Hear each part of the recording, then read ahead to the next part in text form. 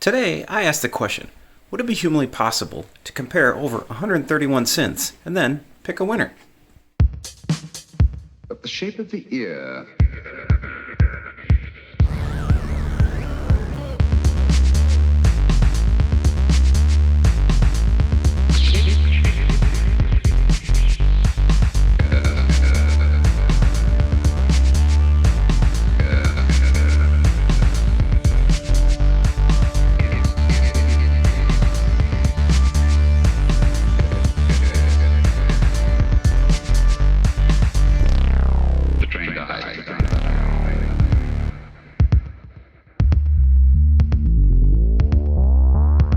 I'm a big fan of UVI instruments, and it all started with the purchase of Falcon over 3 years ago, followed shortly by the very awesome Synth Anthology II.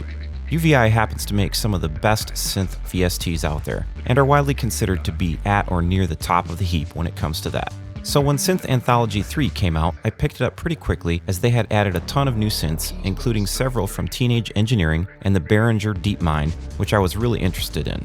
I have owned this VST for several years now, and it has become one of my go-to instruments for a variety of different things. But because there are so many presets, and Falcon only has a 1-star favorites system, it's almost impossible to keep track of what patches are great and which ones are just good. After using SA3 for a while, I was also curious as to which synths were really my favorites, because frankly, this instrument is super vast. Just look at the specs. There are a total of 131 synths and almost 3,500 presets. If you wanted to, it would take months to go through every single sound. But I did just that, and actually, it took over a year. Here's the cool thing. I kept track of everything in a giant spreadsheet, and you can download it if you want to. There's a link in the description. Now for the fun thing, which is probably why you checked on this video. I'm going to unveil the rankings in the greatest synth comparison of all time. Before we start though, you should absolutely take these rankings with a huge grain of salt for a number of reasons. 1. I've ranked these presets over many weeks and months, and my mood and what I find interesting does change from day to day.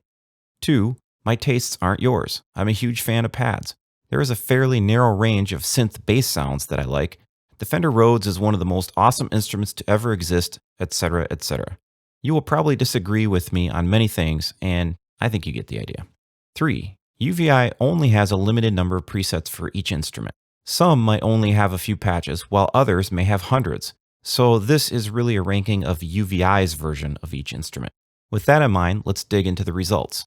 First, I listed every single synth that UVI sampled and included the number of patches and the date that the particular synth was released. What is interesting is that over 60% of the synths that UVI sampled are from the 70s and 80s. This isn't really too surprising, as that was the era when synths were in their heyday, and bands like The Who, Alan Parsons Project, Pink Floyd, The Talking Heads, and ELO were pumping out hit after hit with these instruments. The number of instruments and patches from different synth manufacturers is also quite telling. Korg and Roland rank supreme, with 17 and 16 different synths each, which again is not really surprising, as they tend to be thought of as the kings of the industry. To rank the instruments, I then went through every patch, starring the presets that I liked, and tallied the total number of stars. I also gave the instruments an overall ranking from 1 to 10, as some of these instruments may have only 5 or 6 patches, and I may have been on the fence on whether to star or not star a particular preset. Finally, due to Falcon's 1-star rating system, I needed a way to catalog the really great sounds that I came across. Let's call those the 5-star presets. Each synth gets a total number of 5-star patches, so to sum it up, there is the overall instrument ranking from 1 to 10, the ranking based on the number of starred patches, and the ranking based on the number of 5-star patches. Let's start at the bottom of the rankings. The synths that received a rank of 1 through 4 were really pretty lackluster sounding. Most of these had tonal issues, sounding thin or harsh or very mid-rangey. A few things surprised me. The ARP Odyssey, I felt, should not be in this group, but it had only 10 patches and it didn't stand out sound-wise with those patches.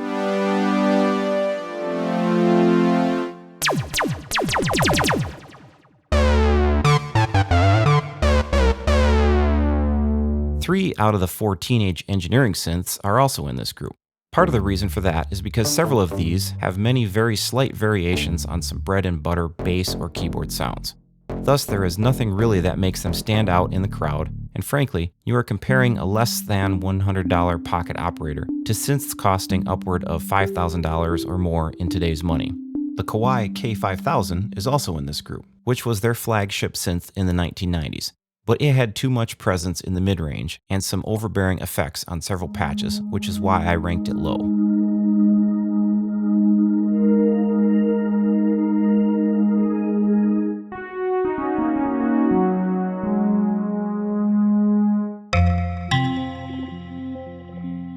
Finally, I was disappointed in the Behringer DeepMind, as it only had a few patches and just didn't sound nearly as warm as most of the great analog synths of the 70s.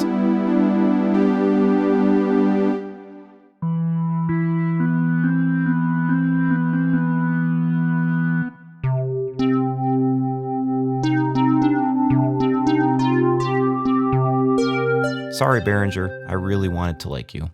Let's move on to the Rank 5 synths. These are middle-of-the-road instruments, and there may be some gems in here, but most of these had only a handful of patches, so I tended to rate them a little lower because of that. Some of these, like the Alesis Fusion, have a unique sound, but in the case of the Fusion, it has that overproduced 90s tone that just doesn't really cut it for modern tracks. I thought the U-Synth was an interesting beast, and actually very warm-sounding, as was the RSF Modular. I think I've used both of these on some tracks.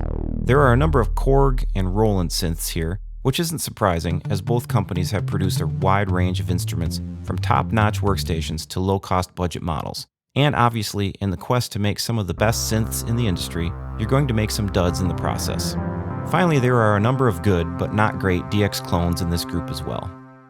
Any synth ranked 6 or higher is a contender in my opinion, and some of these are really great instruments. They just may not have a large range of patches to go off of. Notables here are the Alesis Andromeda, which is arguably their best instrument,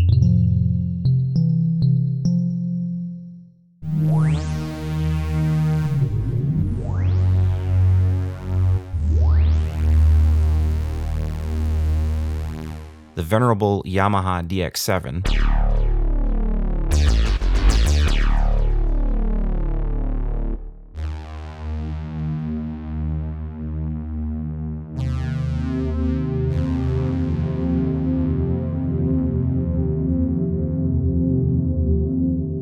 the EMU Emulator 2,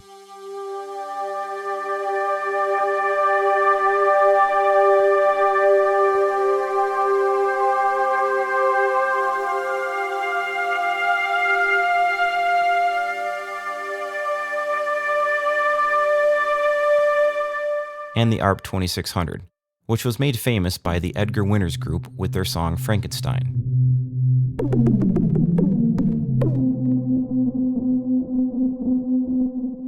The Teenage Engineering OP1 sadly does not make it into the big boy club, but a 6 is still respectable, given that this is only a $1,000 instrument and it is also incredibly small and portable. One interesting standout is the M Memory, which got a perfect 100 score. The reason that it only got a 6 ranking is because it sadly only had 3 patches. Thus, it is unfair to give it the same weight as some of the higher ranking Korgs and Yamahas, which had over 50 or 100 presets. It's still a great sounding instrument though.